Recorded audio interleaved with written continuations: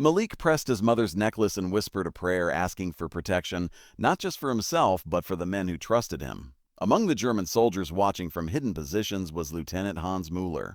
He was young, but carried the exhausted eyes of someone who had seen too much.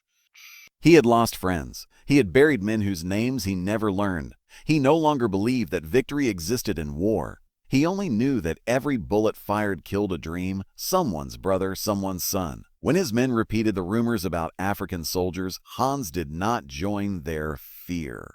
He simply stood, watching these unfamiliar men enter Montclair. As the African soldiers reached the center of the village, tension rose. Their footsteps echoed against stone. Every second stretched longer than the last. Malik mouthed instructions to his men, telling them to stay alert but calm. He had learned early in the war that fear could cause more deaths than bullets. If one man panicked, everyone would fall. Then suddenly, a sharp sound shattered the silence. It was not a gunshot, it was a cry. A child's voice filled with pain coming from somewhere behind a collapsed house. Malik reacted instantly. Without thinking, he ran toward the sound. His men watched in confusion. They expected danger, not a child. Malik reached the ruins and began pulling away stones with his bare hands. Dust filled his mouth. His arms bled as sharp edges cut into his skin. Still, he continued. From behind a corner, Hans saw him, and something inside him, something deeply human, woke up. Hans, too, rushed toward the rubble. Two men, enemies by uniform, knelt together under the same broken roof. Their hands worked in frantic unity, lifting stones, clearing broken wood, ignoring their bleeding fingers. The child's cries grew faint. They dug faster. Finally, Malik pulled aside a heavy board, revealing a small boy shaking in fear. Malik lifted him gently and held him close. In that moment, two soldiers who had been told to kill each other shared a truth deeper than any order. Kindness did not care about color. It did not obey flags. It simply existed, waiting to be chosen. And on that day, in the ruined heart of Montclair, it was chosen. The village of Montclair lay in an uneasy stillness, broken only by the soft crunch of footsteps on the dusty streets and the occasional creak of a broken shutter swaying in the wind. German Lieutenant Hans Müller watched from the edge of the village, hidden behind the remains of a half-collapsed barn. He had been a soldier for years, trained to follow orders without question. Yet the events unfolding before him stirred a deep unease he could not ignore. Across the village square, the Tirailleurs Sénégalais moved with a quiet discipline, their dark skin contrasting sharply against the gray ruins. Each step they took seemed deliberate, almost ceremonial, yet there was no hostility in their movements, only an unmistakable sense of purpose. Hans could hear the whispers of his own men behind him, hesitant and uncertain. They spoke in hushed tones about the African soldiers, their voices tinged with fear and awe. They say bullets don't touch them, one soldier muttered. They say they are fearless, unstoppable, another added. The stories fueled by superstition and ignorance had transformed fear into something more tangible, more gripping. Hans felt the weight of responsibility pressing on his shoulders. He knew the rumors were absurd, but the fear in his men's eyes was real, and he had to maintain control even as doubt gnawed at him. The Tirailleurs entered Montclair cautiously, scanning each alley and doorway. They expected resistance, yet the village remained eerily silent. Windows gaped like empty eyes, and the streets bore no sign of life except for the occasional flutter of tattered curtains. Malik at the front gestured for his men to keep moving slowly, emphasizing vigilance.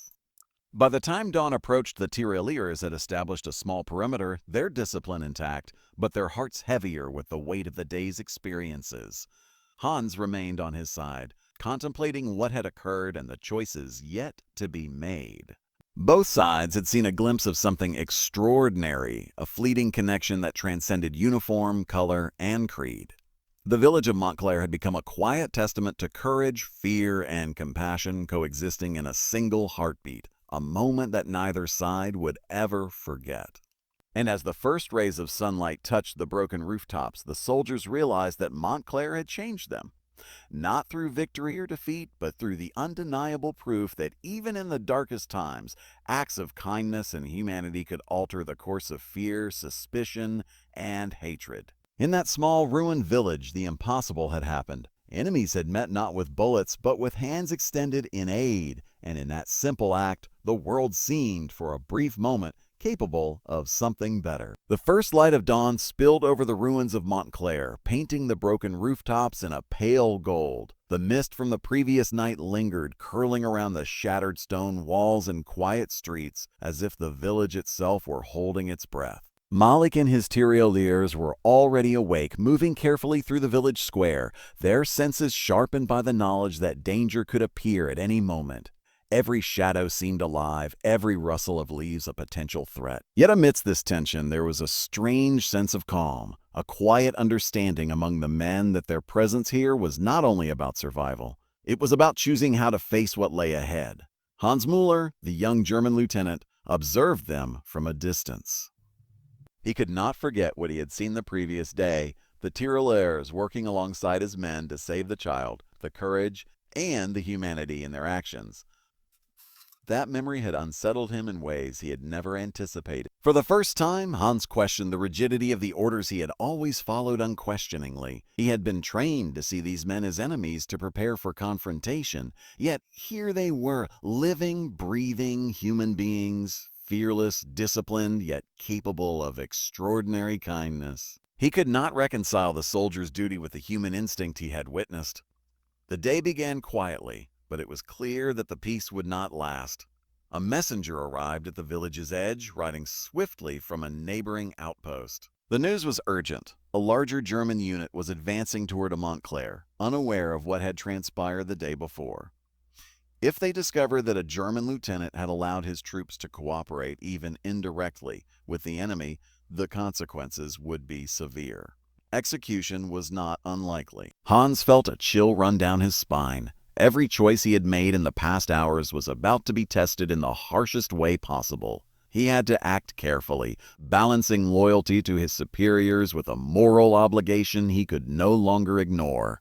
Hans approached Malik under the cover of the remaining mist, careful to maintain a distance that showed respect yet allowed communication.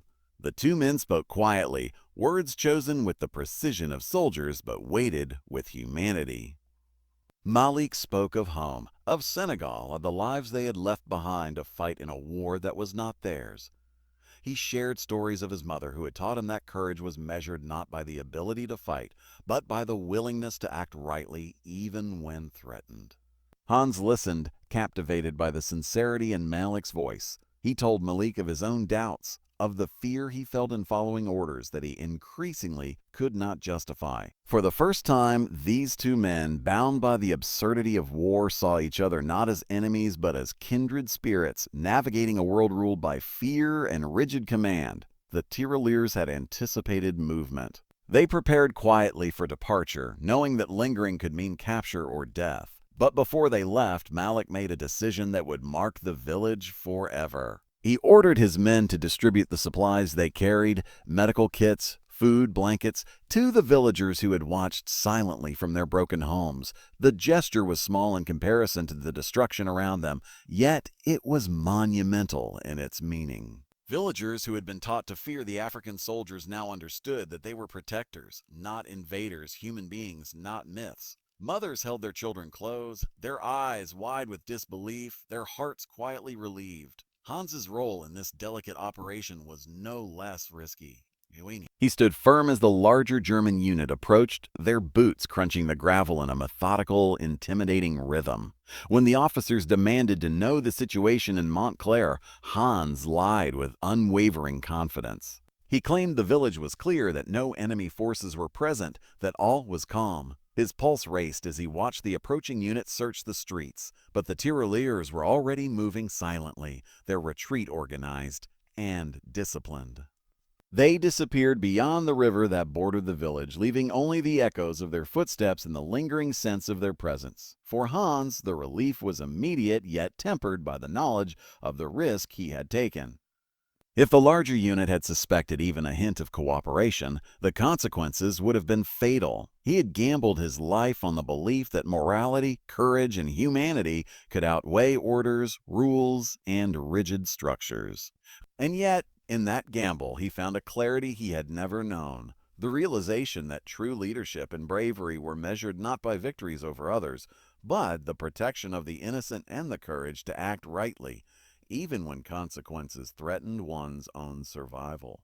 As the Tirailleurs vanished into the surrounding forests, the villagers of Montclair gathered cautiously in the streets. They had witnessed something extraordinary: the dismantling of fear, the triumph of human compassion in a world designed to punish kindness. Their perspective of the African soldiers shifted entirely, replaced by gratitude, admiration, and an enduring respect. The myths and superstitions that had filled their minds were replaced by undeniable evidence of courage and selflessness. Even in the aftermath, the village remained tense. The silence that had once threatened them now held a fragile promise. Hans remained on his side of the village, watching the horizon, contemplating the unfolding war beyond Montclair, yet unable to dismiss the profound impact of the events. The day had shown him a simple truth. War might dictate strategy and order, but it could not dictate morality. The human capacity for empathy, for kindness, and for courageous action existed beyond uniforms, ranks, and racial boundaries. Montclair became more than a village in ruins. It became a living lesson in the power of human choice. Each soldier, each villager, and each man who had participated in those few critical hours carried the knowledge that fear could be challenged, that compassion could exist in the midst of destruction, and that even the smallest acts of kindness could alter the course of lives. In the quiet that followed, Hans and Malik both understood that the events of Montclair would stay with them forever. They had witnessed proof that even in war, the decisions to act rightly, to protect the vulnerable, and to show mercy could transcend the chaos, leaving behind a legacy of courage that would echo long after the last gun had fired. The war moved on, sweeping across countries, burning villages, and leaving trails of broken lives in its wake. But Montclair, small and forgotten, remained etched in the memories of those who had lived through that strange, fleeting moment of peace. The events that had unfolded there, the unlikely encounter between Corporal Malik, his Tirailleurs Sénégalais, and Lieutenant Hans Müller, had left impressions that would ripple far beyond the village's ruined streets. Though the world outside continued its chaos, the quiet acts of courage and kindness in Montclair would endure, quietly shaping the lives of those who had witnessed them. Malik returned home to Senegal after the war, carrying more than the scars of battle. He carried memories, stories, and the quiet knowledge that he had done something remarkable, something that transcended the black and white divisions of uniforms and flags. Though he was never widely celebrated for his actions, his family understood the weight of what he had experienced. He showed them the small wooden necklace his mother had given him before he left, pressing it into his hand as a reminder of the courage that had guided him through unimaginable fear. Each time he spoke of Montclair, he emphasized the humanity he had witnessed, the way even sworn enemies could choose mercy, could choose to save rather than destroy, to protect rather than kill. Back in Montclair, life continued cautiously. The villagers who had watched the Tirailleurs and the German soldiers work together that fateful day carried the story in whispers, sharing it quietly among families and friends. The narrative was simple yet profound. These men, expected to be enemies, had acted with compassion and bravery that defied Children would hear the story from their parents, wide-eyed and curious, learning that courage was not measured by violence, but by the willingness to do what was right, even when fear threatened to paralyze. Mothers told their children of the dark-skinned soldiers who had saved them, not as invaders but as protectors, teaching a lesson that history books often overlooked, that humanity existed even amidst war. Years passed, and Lieutenant Hans Müller survived the war, though it left its mark on him as heavily as any battlefield. The memory of Montclair haunted him in quiet moments, filling him with both pride and regret. He had taken an enormous risk by protecting Malik and his men, by choosing compassion over strict adherence to orders. If discovered, he could have been executed for treason, yet the choice he made remained one of the most defining moments of his life. In the safety of his home, years later, he wrote a private letter detailing the events in Montclair, pouring onto the page the fear, tension, and unexpected humanity he had witnessed. In that letter, he reflected on the unlikeliest lesson of the war, that courage and kindness could shine through even when the world seemed determined to snuff it out. Eventually, the historian who discovered Hans's letter began to seek out those involved, piecing together the narrative of Montclair from scattered accounts. His research took him far from Germany to Senegal, where he met Malik's son. The young man listened intently as the historian recounted the story, his eyes wide with disbelief and pride. He had grown up hearing fragmented tales of his father's bravery, but hearing the full account filled him with awe. He understood in a way his father perhaps could not fully articulate that the true victory lay not in the battles fought, but in the choices to act rightly, to save lives, and to show mercy even to those deemed enemies. In Montclair, a small memorial was eventually erected, a stone etched with words that captured the essence of what had occurred. To those who chose kindness over fear. Travelers passing through the village would pause, reading the inscription and imagining the scene that had once unfolded there.